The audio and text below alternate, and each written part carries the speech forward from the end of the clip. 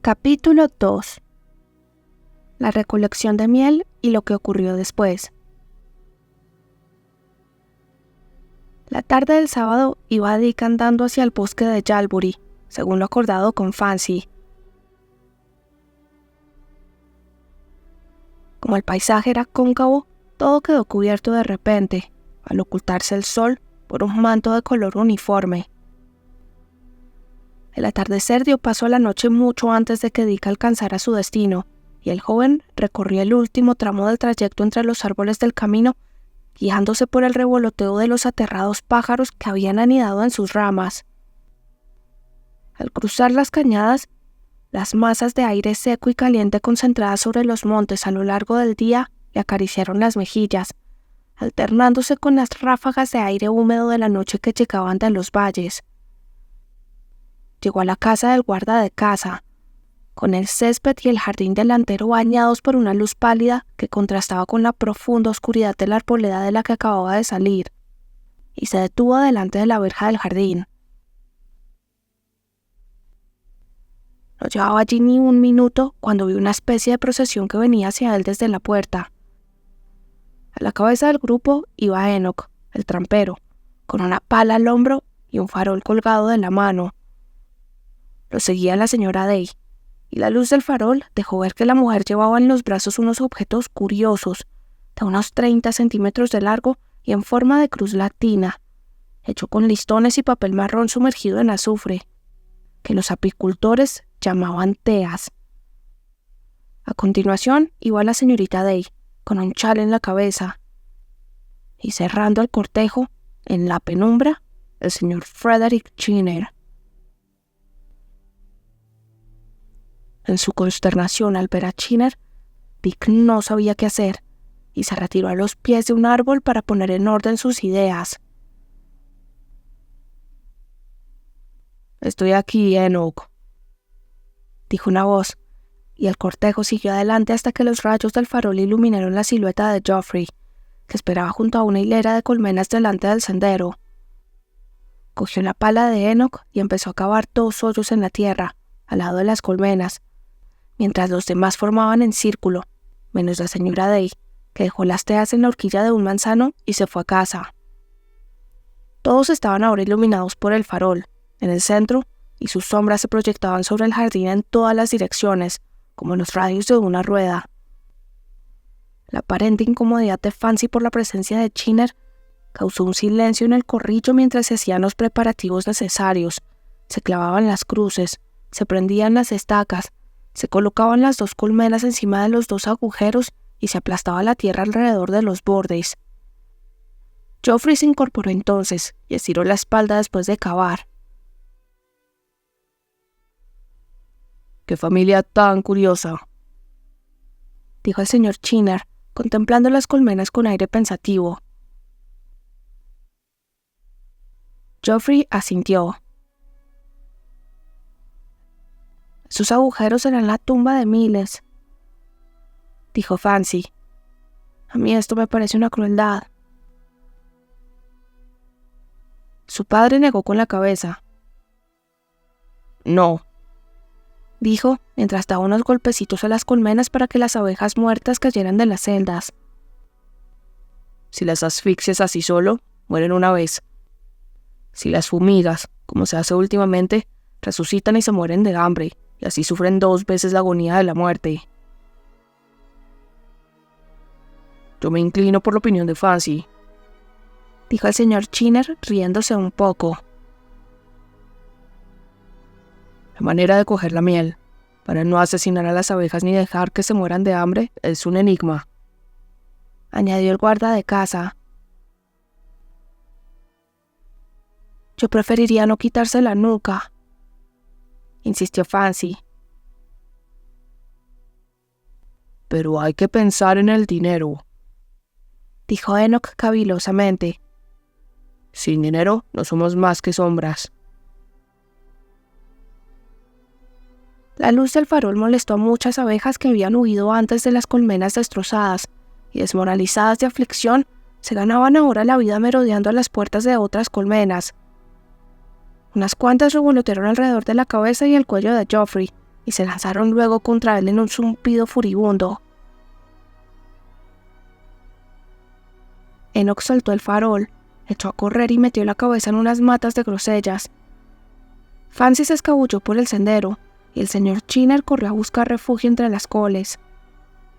Joffrey se quedó en su sitio, sin alterarse y firme como una roca. Fancy fue la primera en volver, seguida de Enoch, que recogía el farol. El señor Chinner seguía sin dar señales de vida. ¿Te han picado esos bichos?, le preguntó Enoch a Joffrey. No, no mucho. Solo me he llevado unos cuantos picotazos, dijo con serena solemnidad, sacudiéndose una abeja de la manga de la camisa y sacándose otra del pelo y otras 2 o 3 del cuello. Los demás observaron el procedimiento con la grata sensación de estar al margen, como observan los vecinos a una nación europea sumida en un estado de conmoción interna. ¿Esas son todas, padre?, dijo Fancy, cuando Joffrey ya se había librado de 5 abejas. Casi. Sigo notando que 1 o 2 me están picando en el hombro y el costado. Ah, y otra acaba de picarme otra vez en la columna. Bichos revoltosos, ¿cómo se han metido ahí? Pero bueno, ya no pueden picarme mucho más las pobres. Deben de estar muy débiles. A lo mejor se quedan conmigo hasta que me vaya a la cama. Como Joffrey era el único afectado, la situación se consideró en conjunto favorable, y tras unos pisotones que aplastaron las coles entre las que Chinner venía dando tumbos, su voz resonó en la oscuridad. ¿Ha pasado el peligro? Al no recibir respuesta, pareció dar por sentado que podía aventurarse a seguir adelante y se acercó poco a poco hasta el farol. Retiraron entonces las colmenas de los agujeros y una quedó en manos de Enoch, para que la llevara a cubierto mientras Joffrey se hacía cargo de la otra. Trae el farol, Fancy. La pala puede esperar. Joffrey y Enoch se dirigieron entonces a la casa, dejando a Chinner y a Fancy a solas en el jardín. Permítame, dijo el hacendado, agachándose para coger el farol y alcanzándolo a la vez que Fancy. Puedo llevarlo yo, dijo ella, evitando religiosamente cualquier intento de jugueteo. Había reflexionado a fondo sobre el caso a raíz de la llorosa explicación de la aventura de la caza de pájaros que le dio a Dick, y había llegado a la conclusión de que era deshonesto por parte de una joven prometida como ella juguetear con los ojos o las manos de los hombres, y no lo haría nunca más. Al ver que Chinner seguía sujetando el farol, Fancy retiró la mano, y él, viendo que ella lo tenía sujeto, también lo soltó. El farol cayó al suelo y se apagó. Fancy dio un paso al frente. ¿Dónde está el sendero?, preguntó el señor Chinner. Aquí. Pronto se le acostumbrarán los ojos a la oscuridad. ¿Me da la mano mientras tanto? Fancy le ofreció la punta de los dedos y así avanzaron por el sendero. ¿Acepta usted las atenciones fácilmente? Eso depende de quién me las ofrezca. Un hombre como yo, por ejemplo. Un silencio sepulcral. Bueno, ¿qué me dice, señorita? En ese caso depende de cómo se ofrezcan. No es a tontas y a locas, por descuido. No es adrede, aunque tampoco por azar. Ni demasiado deprisa, ni demasiado despacio. ¿Cómo entonces?, dijo Fancy. Fría y prácticamente. ¿Cómo se acepta esa clase de amor? Sin ansia, pero sin indiferencia. Sin sonrojos ni palidez. Ni religiosamente, ni con picardía. Bueno. ¿Cómo? De ninguna manera. El almacén de Joffrey Day, detrás de la vivienda, estaba lleno de manojos secos de marrubio, menta y salvia colgados de las vigas, de sacos de papel con tomillo y lavanda y largas ristras de cebollas limpias. En los estantes se apilaban las manzanas, grandes, rojas y amarillas, y un surtido selecto de patatas para la siembra del año siguiente, mientras que la multitud de ejemplares más vulgares se amontonaba en el suelo de cualquier manera. Varias colmenas vacías colgaban de un clavo en un rincón por encima de 2 o 3 barricas de sidra recién hecha, con la primera cosecha de manzanas que soltaban burbujas y chorritos por la espita todavía abierta. Fancy se había arrodillado junto a las 2 colmenas puestas al revés, con una de ellas apoyada en el regazo para manipularla cómodamente. Se subió las mangas por encima de los codos e introdujo la mano menuda y sonrosada por el borde, entre los blancos lóbulos de los paneles, con la destreza y el cuidado necesarios para no desprender ni una sola celdilla. Luego, quebrando el panal en la base de la colmena con un ligero movimiento hacia adelante y hacia atrás, levantó las 2 partes para dejarlas en una enorme bandeja azul colocada en un banco, a su lado. ¡Qué fastidio estos bichos!, protestó Geoffrey, que le estaba sosteniendo la luz, y dio un respingo con la espalda incómodo. Al final voy a tener que ir a casa y quitármelas, pobrecillas, porque no me dejan en paz. Ahora mismo me están picando 2 con todas sus fuerzas. No entiendo cómo pueden resistir tanto. De acuerdo, amigo. Yo sostendré la luz mientras usted va a quitárselas, dijo el señor Chinner, cogiendo tranquilamente la vela para que el guarda pudiera retirarse, cosa que éste hizo con su zancada larga de costumbre. No había tenido apenas tiempo de llegar a la puerta cuando se oyeron pasos que se acercaban al almacén. La punta de un dedo se posó en el hueco por el que se levantó la tranca de madera, y Dick Tuggy entró en el cobertizo después de haber estado todo este tiempo dando vueltas por el bosque sin ton ni son, a la espera de que Chinner se marchara. Fancy levantó los ojos y lo saludó con mucho azoramiento. Chinner sujetó la vela con más fuerza, y por miedo a que su silencio tal vez no señalara a Dick con la debida claridad que estaba muy tranquilo, a sus anchas, rompió a cantar con inquebrantable resolución. El rey Arturo tenía 3 hijos. ¿Está aquí tu padre?, preguntó Dick. Creo que está en casa, dijo Fancy mirándolo con simpatía. Dick examinó la escena y no se vio inclinado a salir corriendo justo en ese momento. Chinner siguió cantando. El molinero se ahogó en su laguna. El tejedor se ahorcó con un cordón y la hija se fugó con el sastrecillo, que llevaba un retal debajo del brazo. «¡Qué rima tan chapucera si es que pretende rimar!», dijo Dick con un punto de altanería. «A mí no se me queje de la rima», contestó Chinner. «Eso dígaselo al que se la inventó». Fancy había cobrado confianza para entonces. «Pruebe un poco, señor Tuggy», dijo, ofreciéndole un trozo redondo de panal que estaba encima del montón, arrodillada todavía y echando la cabeza hacia atrás para verle la cara. «Así probaré un poco yo también». «Y yo también, si me hace el favor», dijo el señor Chinner. Sin embargo, el hacendado parecía superior, como si le costara abandonar su importantísima posición social para sumarse al juego, y al ofrecerle Fancy el panal, le dio la vuelta con la mano hasta que las celdas se aplastaron y un fino cordón de miel le recorrió por los dedos. Una exclamación de Fancy hizo que los 2 hombres se volvieran a mirarla. «¿Qué pasa, querida?», preguntó Dick. «No es nada, solo... ¡Ay! ¡Ay! Me ha picado una abeja por dentro del labio». «Tenemos que bajar la hinchazón, o puede ser grave», dijo Chinner, dando un paso y arrodillándose al lado de Fancy. «Déjeme que lo vea». «No, no». «Déjeme a mí que lo vea», dijo Dick, arrodillándose al lado, y tras unos instantes de vacilación, ella se bajó el labio con un dedo para mostrarle el sitio. Espero que mejore pronto.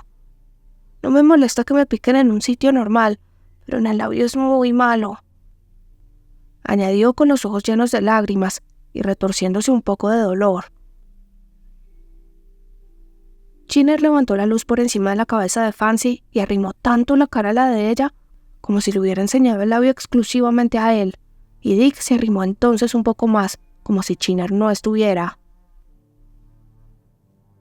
«Se está hinchando», le dijo Dick al lado derecho de Fancy. «No se está hinchando», le dijo Chiner a su lado izquierdo. «¿Es peligroso que piquen en el labio?», gritó Fancy. «Sé que en la lengua es peligroso». «¿Qué va? No es peligroso», dijo Dick. «Muy peligroso», había dicho Chiner al mismo tiempo. «A ver si soy capaz de soportarlo», dijo Fancy, ocupándose de nuevo de las colmenas. «Es bueno ponerse un poco de asta de venado y aceite, señorita Day», dijo Chiner muy preocupado. «El aceite con asta de venado he visto que va bien para curar las picaduras, señorita Day», dijo Dick, más preocupado aún. «Tenemos un poco en casa. ¿Sería tan amable de ir corriendo y traerlo?», dijo Fancy.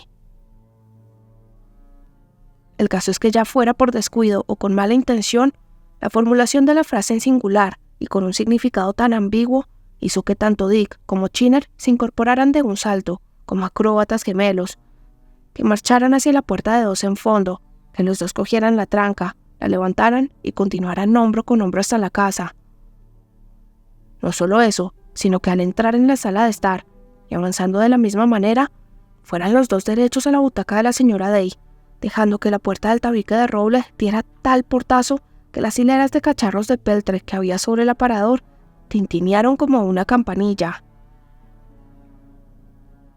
«Señora Day, una abeja le ha picado a Fancy en el labio y me ha pedido el asta de venado, por favor», dijo el señor Chiner muy cerca de la cara de la señora Day. «Ay, señora Day, Fancy me ha pedido que le lleve el asta de venado, por favor, porque una abeja le ha picado en el labio», dijo Dick aún más cerca de la cara de la señora Day. «¡Qué hombres! No es razón para que me coman, supongo», dijo la señora Day apartándose de ellos. Buscó en la rinconera, encontró el frasco y empezó a quitar el polvo del corcho, el borde y todas las demás partes con pulcritud, mientras la mano de Dick y la de Chiner esperaban lado a lado. «¿Quién de los dos es el principal?», preguntó la señora Day. «Y no se me vuelvan a acercar a traición. ¿Quién es el principal?». Ninguno de los dos respondió, y el frasco se inclinó hacia el señor Chiner. Chiner, que aunque era un hombre de clase alta, no parecía ni mucho menos victorioso, ya estaba dando media vuelta para marcharse con el frasco cuando Geoffrey bajaba la escalera después de haber buscado las abejas escondidas en su ropa interior. «Ah, ¿es usted, señor Dewey?». Dick le aseguró al guarda que así era, y se atrevió a asestar un golpe audaz para alcanzar su objetivo, olvidando que lo malo de los golpes audaces son las desastrosas consecuencias que acarrean cuando fallan.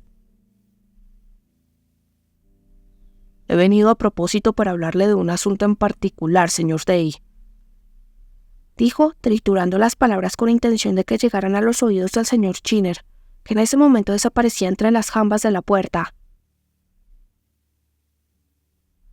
«Bueno, he tenido que subir y desnudarme para quitarme de encima unas cuantas abejas», dijo Geoffrey, acercándose despacio a la puerta abierta y deteniéndose en el umbral.